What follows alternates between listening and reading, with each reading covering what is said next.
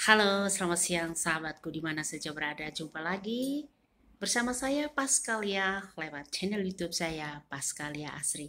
Hari ini kembali saya akan bercerita kepada semua yang mengikuti channel YouTube saya tentang potensi arkeologi dan paleontologi di Kabupaten Ngada, Flores, Nusa Tenggara Timur. Dan banyak yang bertanya kepada kami tentang apa saja yang ada di cekungan Soa dan mengapa gajah bisa tiba di daerah Soa, kemudian bukti-bukti temuan yang ada di daerah Soa dan juga mengapa bisa diketahui bahwa di daerah Soa punya potensi arkeologi dan paleontologi yang melimpah.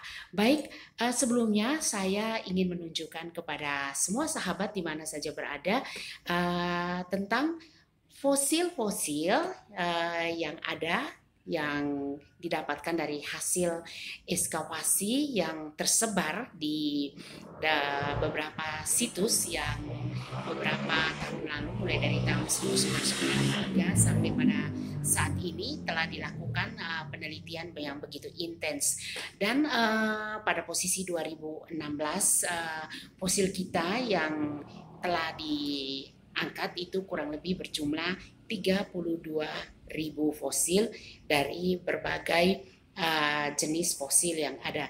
Dan sahabat, mari ikuti saya untuk melihat fosil-fosil yang sekarang menjadi inventarisasi di Dinas Pariwisata dan Kebudayaan Kabupaten Ngada.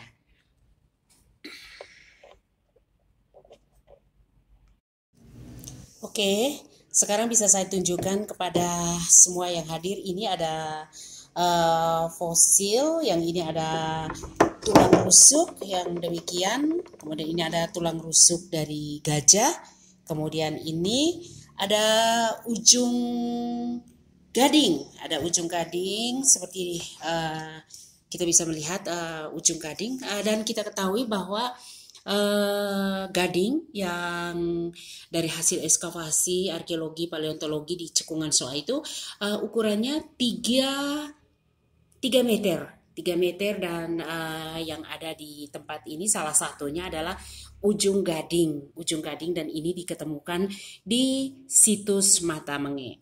Dan kalau kita lihat ya seperti demikian, ini adalah gigi gajah ada seperti ya, ini ada gigi gajah, kemudian juga ada tulang-tulang yang lainnya, ada tulang belikat, kemudian tulang paha, kemudian ada tulang belakang yang tentunya fosil-fosil ini disimpan di Dinas Pariwisata dan Kebudayaan dan ini merupakan hasil ekskavasi tahun 2004 dan banyak lagi seperti di etalase ini ada beberapa fosil yang benar-benar harus kita save dengan baik karena posisi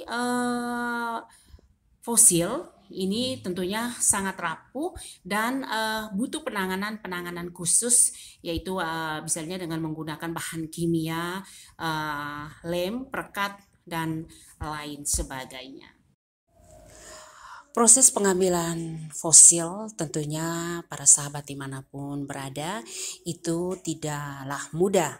Hal ini butuh analisa dari tim ahli, bagaimana cara mengangkat, kemudian bagaimana cara untuk mengemas sampai pada proses pengangkatan untuk tiba di tempat yang dituju.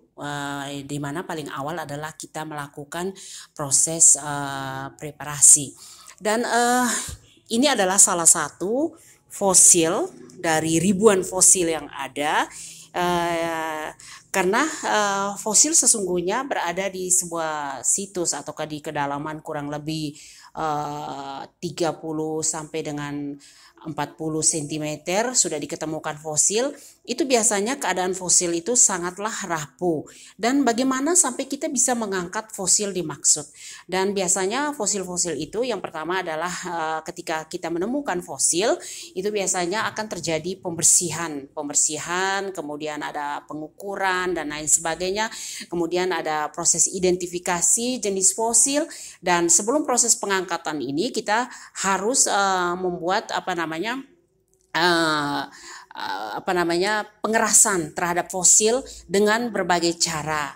Nah, yang ada di depan ini dilakukan dengan proses gipsum pada fosil dengan menggunakan kain kasa, kemudian ada cairan gips yang nantinya akan kita rekatkan pada tulang sampai mengering nantinya, kemudian baru kita melakukan proses pengangkatan.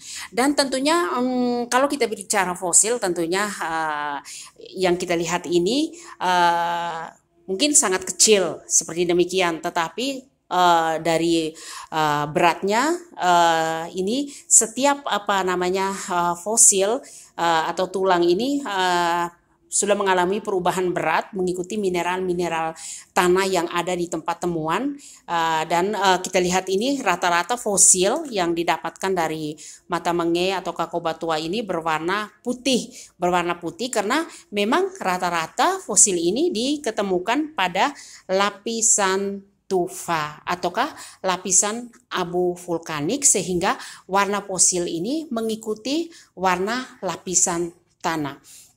Dan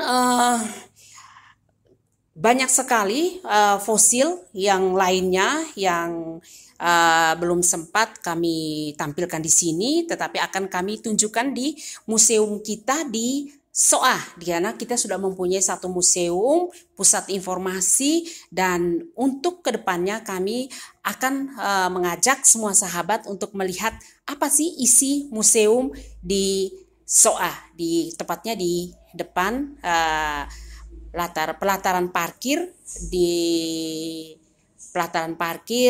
air panas Mengeruda SOA. Baik semua sahabatku, terima kasih yang sudah mengikuti channel YouTube saya Paskalia Asri. Saya sudah sedikit menggambarkan tentang bagaimana fosil yang ada dari hasil ekskavasi arkeologi dan paleontologi dari cekungan SOA, dan ini hanya beberapa yang saya tampilkan, sedangkan fosil-fosil lainnya masih sangat banyak. Dan untuk sementara fosil-fosil kita dari hasil ekskavasi ada fosil stegodon yaitu gajah purba, ada fosil kura-kura, kemudian juga ada fosil buaya, fosil tikus raksasa, dan juga jangan lupa bahwa di daerah kita juga telah diketemukan yang namanya artefak paleolitik. Artefak paleolitik ini yang diidentifikasikan bahwa yang memproduksi artefak paleolitik ini adalah tipe manusia Pithecanthropus erectus, dan di area SOA alat batu paleolitik ini sangatlah melimpah, dan dari tuturan para ahli hasil penelitian bahwa kandungan artefak paleolitik di SOA ini adalah yang terbesar di Asia Tenggara.